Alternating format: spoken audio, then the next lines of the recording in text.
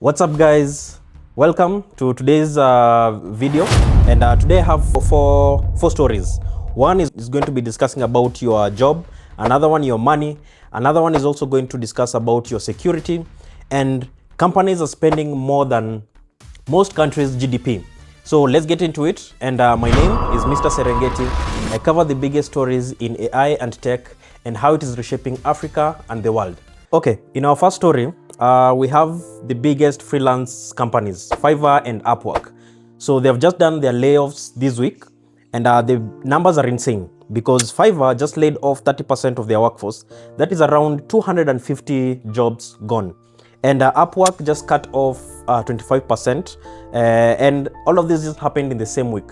So you can imagine the jobs that are being cut off are including coordination, customer support, middle management, and that basically anything that AI can be able to do and automate right now. So the trajectory is the same. Big companies are laying off people, and it's happening everywhere. And this the most or the thing that is making this happening is AI, and we cannot be able to avoid this at this point. So the CEO mainly said that companies no longer need like big teams to be able to function. So they're trying this, just what like Amazon, what Meta, what Square did in the previous month. So it's just catching up slowly with each company. And I don't know, where is your organization at right now? Is it at that point where everything is being automated by AI? And what are you doing currently to be able to catch up with this fast-paced era of AI? So let's have a discussion about this, because a lot of people are depending on their jobs, and also companies are trying to save costs using AI. So just look at what you're doing currently and see if AI can be able to replace it. You can go check out one of my videos where I did like there's a platform where you can check your job position and your daily tasks that you're doing, and how soon are you going to be replaced by AI as you continue with that particular job title. So I'll leave that link in the comment in the bio, so that you guys can be able to go and check it out, and let's have a conversation about this, because AI is here, and I think it's a very different kind of era. And yeah, so that's the story on the layoffs. Now let's go to the next story. And if this is your first time here, feel free to hit the subscribe button. Every week I break down each stories on AI and tech and how it is reshaping you, Africa, and the world. Don't miss the next one. So on our next story, big tech companies including Amazon, Meta, Microsoft, these four companies are going to be spending over $700 billion in just AI infrastructure. And this is a crazy amount of money, because 700 billion is more than some countries actually make in their entire year. And what most people are actually asking, where are they spending all this money? What are they buying? So they include data centers, buying chips, and even power infrastructure.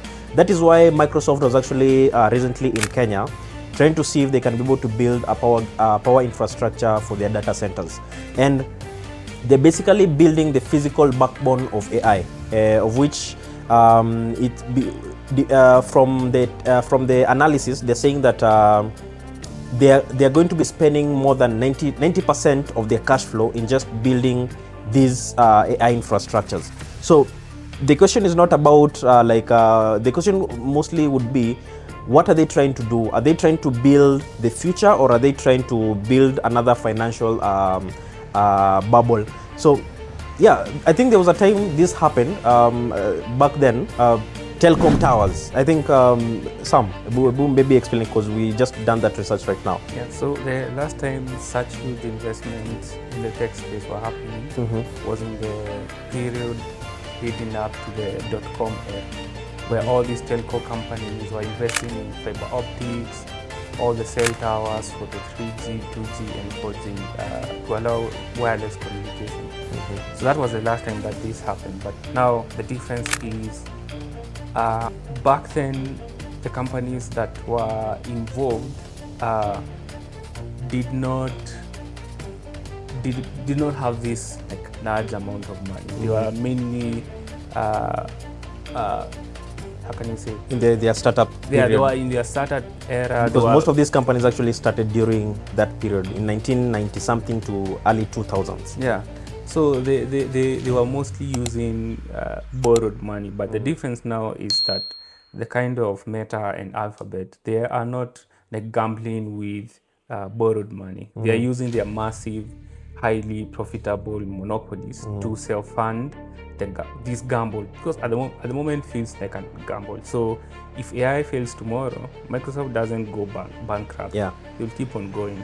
They just go back to what they used normally to, do, their main business. But the underlying thing is that we all know that the person that's winning this war is NVIDIA. Yeah. Because like if this was during the gold rush, they are providing the shovels that people need to dig out the chips. Yeah, so with the GPUs. And the paradox is that the big tech is currently NVIDIA's biggest customer, but they are secretly spending billions to build their own chips. Like we have had this with Google, and there's a chance that NVIDIA, maybe in the next 2 or 3 years, their monopoly will have been destroyed. So as much as the big tech is trapped in this sort of could be like a marriage of convenience, because they don't have the infrastructure, but they need to invest into this. They are giving like NVIDIA a lot of money while simultaneously funding the internal R&D projects meant to make NVIDIA obsolete by 2030. That's like the reason why they are putting all this money, because you don't want like one person to hold all that power. Yeah. So it's an interesting, and we are going to keep track on how this money is spent, whether they are making money out of it. Not for this. Because there's, at the end of the day, people need to look at the balance sheet to see where this money is going and what's coming as a result. Yeah, I totally agree. So they're basically like trying to build the future right now. And there was that discussion about these big tech companies also investing in NVIDIA. It was a kind of another irony, because they're investing, and whatever NVIDIA makes, it also dribble down to whatever all these other companies are also making. So it was also like a funny story as well. Yeah. So 700 billion is it's so much money, and this is just 2026 alone. So yeah, we'll keep track on how this money is spent, and we'll keep you updated. And let's go to the next story. And if you're also getting value from my content, and you'd like to support this channel, there's a link in my bio, and there's also a QR code somewhere here. Thank you in advance. Okay, it's crazy how much money is being spent on AI to be able to build a future around it. But right now, AI is being used by hackers as a weapon, basically. So that that code that you are sent by a bank or by a portal to be able to log into somewhere, like it's basically like a two-factor authentication. So hackers just use AI to exploit that. And Google Threat Intelligence Group confirmed that week, and it was targeted for that particular admin tool, whereby that code that is being sent. So they used this group of hackers used AI to be able to understand how that system works and be able to exploit it, and it was planned to be used on millions of people across the world. But Google was able to counter it, be able to stop it before it went viral, and even before it went to implementation to attack all these people. And one of their chiefs said that this is the first time that they actually caught it. There are many more that they were not able to catch it, or there are many more that they might not be able to actually catch it. And the reason why they found out, and they even noticed and even concluded that it was AI built, AI usually hallucinates a lot of things, like the scores, documentation, etc. So they found a lot of annotated codes and even hallucinated scores. Basically anything that would make it's a classic AI fingerprints that actually made Google be able to find out. Google was able to catch it, but you can imagine now hackers know that they can be able to use AI to be able to hack a lot of things and even a lot of system, because there's even an Anthropic product called Mythos, which was used by systems or by organizations to go through their existing portals, systems, to just check any vulnerabilities. And they found a lot of vulnerabilities that were made through human errors, that and these systems have been used for more than 20 years, more than even basically decades of basically decades, and humans have never been able to catch those errors. And now AI can be able to do that. So you can imagine if this goes into a full scale, now hackers using it on full time to do all their criminal activities, it's going to be crazy. And this time it was able to be caught. So I don't know how else can we be able to protect ourselves if now the only tool, the two-factor authentication that is supposed to protect our banks, our most sensitive information, can now be exploited. I don't know how. I don't know, are we safe from this AI? Are we safe from hackers now, or do we have to find a different way on how to secure our most important platforms or even information? So let's have a conversation about this, because the way, the direction at which AI is going, it's good at the same time, but at the wrong hands, it can be weaponized and used against a lot of innocent people. So let's have that conversation, and let's see where this goes, and hope things are going to turn out okay. Yeah, so let's go to the next story. So as we spoke about two-factor authentication on banks, so ChatGPT just made a partnership with Plaid. And this partnership, okay, Plaid is a company that connects to over 12,000 banks worldwide. And what they do is basically connect to applications like PayPal, Chime, Cash App, and many more. So this partnership is basically going to be doing, what it's going to be doing is basically check your balances, your transactions, your investments, and even your debts. And what it cannot be able to do is see your full account information, and it can also not make like decisions on what money to spend. It cannot just like spend on your behalf. So it's just going to be advising you on what to do and where not to do.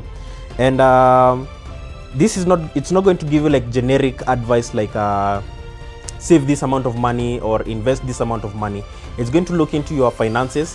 It checks those investments, it checks your debts, and gives you like an entire breakdown on what to prioritize, if it's an investment or if it is paying a debt.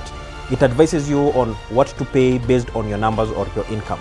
So this is quite an interesting partnership, because we're getting into a point whereby AI is now getting into our entire financial sector. It's basically becoming your bank assistant.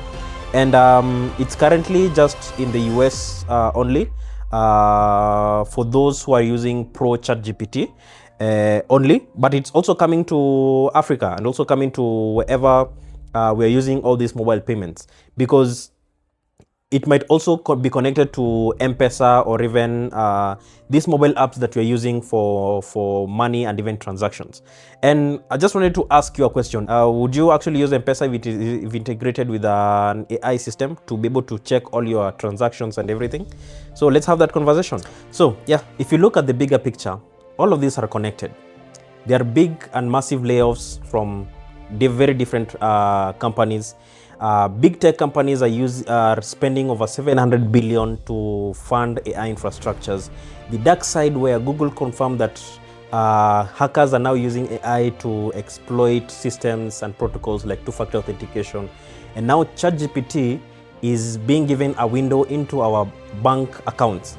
So we are at a point whereby we are giving AI the keys to our entire financial lives, and at the same time, hackers and even criminals are using the same AI tools to crack the doors or to break the locks of our financial services or even our banks. This is the world that we currently live in. My name is Mr. Serengeti. Stay informed and see you next week. Cheers.